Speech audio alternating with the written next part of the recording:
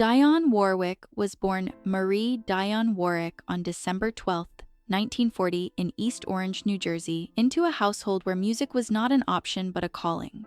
Her mother managed the legendary Drinkard Singers, and gospel harmonies filled the home from morning until then, shaping Dionne Warwick's earliest understanding of discipline, emotion, and spiritual connection. Church was both sanctuary and training ground, where she learned that singing was not about volume or flash, but clarity and truth. Growing up alongside her sister Dee Dee and surrounded by extended family who lived and breathed music, Dionne absorbed lessons about resilience and humility. These formative years instilled in her a grounded confidence and emotional restraint that would later become her signature. Long before fame arrived, she understood that music carried responsibility, a belief that guided every step of her remarkable journey, from gospel roots to professional ambition. While gospel laid her foundation, Dionne's ambition pushed her beyond church walls and into the wider music world. As a young woman, she balanced college studies with work as a session singer, quietly lending her voice to recordings without expectation of recognition. This period taught her precision, professionalism, and patience, virtues that separated her from many aspiring artists.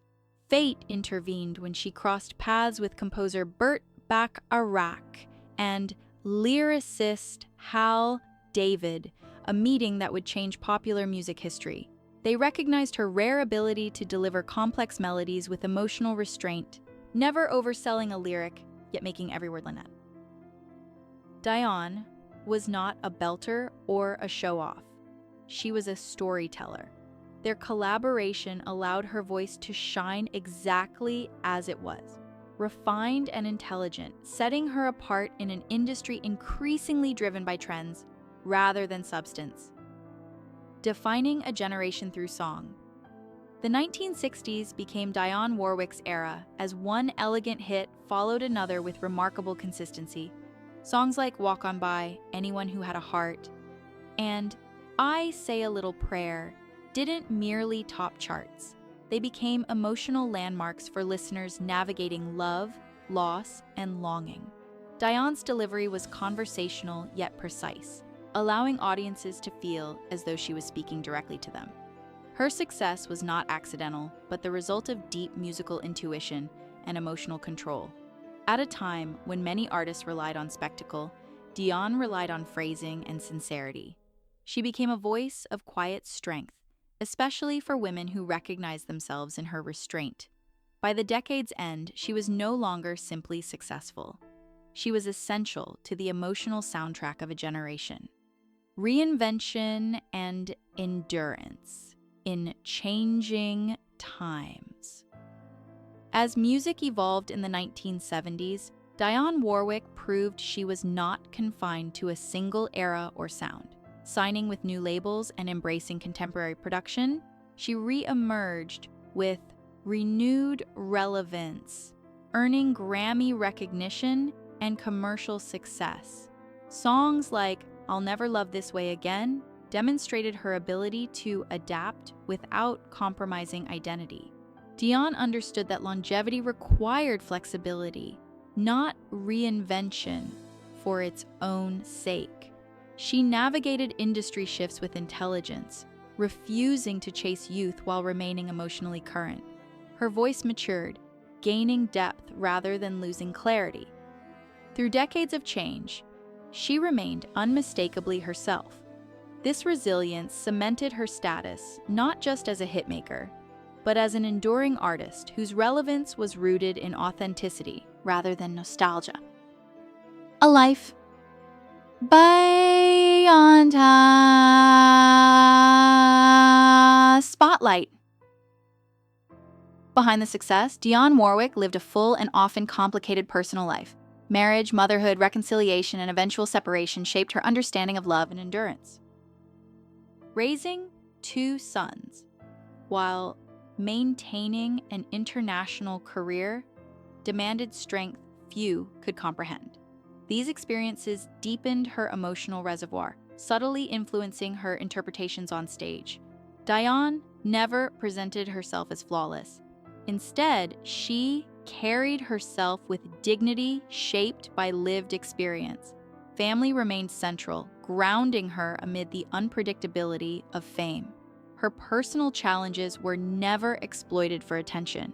Reflecting her belief that some truths deserved privacy. This balance between public excellence and private integrity contributed to the respect she commanded within the industry, earning admiration not only for her voice but for her character. Using fame as easy and a force for good, Dionne Warwick consistently understood that influence carried responsibility. Her involvement in humanitarian efforts, particularly in fighting hunger and raising awareness around HIV and AIDS, reflected a deep moral compass. The success of "That's What Friends Are For" transformed a song into a movement, demonstrating music's ability to mobilize compassion. Dionne never treated activism as a side project, but as an extension of her values. Her work with global organizations showed that celebrity could amplify meaningful causes without self-promotion. Even as trends changed, her commitment to service remained steady. This dimension of her life revealed an artist who measured success not only in awards or sales, but in the impact she could leave beyond the stage. Crossing paths with a legend. Over the course of her career, Dionne Warwick encountered countless icons, yet one presence stood apart in her memory: Frank Sinatra. Their worlds overlapped during music's golden age, when talent and authority carried a different weight. Sinatra was not merely famous, he commanded space. Dionne observed him not with intimidation, but fascination, recognizing a rare mastery of interpretation. He didn't just sing lyrics, he inhabited them. In an industry full of voices, Sinatra's phrasing and emotional control resonated deeply with her own artistic philosophy. Their interactions were professional, respectful, and quietly meaningful. Sinatra recognized Dionne's intelligence and individuality, treating her as an equal rather than an admirer, an acknowledgement that left a lasting impression. The power of quiet influence. Late in life, Dionne Warwick reflected on Sinatra with rare vulnerability, admitting he was the only one who could truly move her in a way that lingered. This was not about romance or spectacle, but presence. Sinatra's confidence was unforced, his authority effortless. When he entered a room, energy shifted, not through dominance, but certainty. Dionne admired how he balanced strength with sensitivity, offering guidance without condescension. His advice encouraged her to remain true to her instincts, reinforcing her refusal to be boxed into expectations. That belief, coming from someone of his stature, validated her path.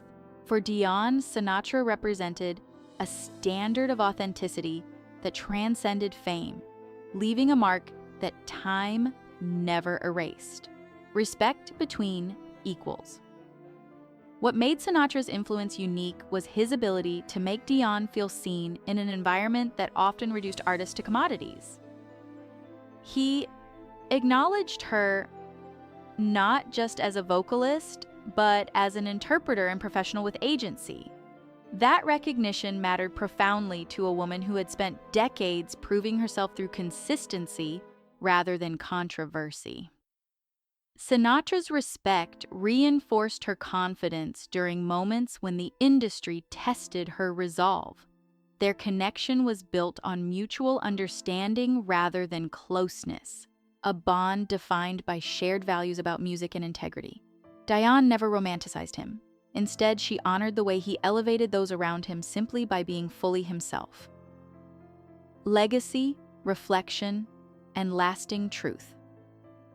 At 84, Dionne Warwick's reflections reveal a woman at peace with her journey.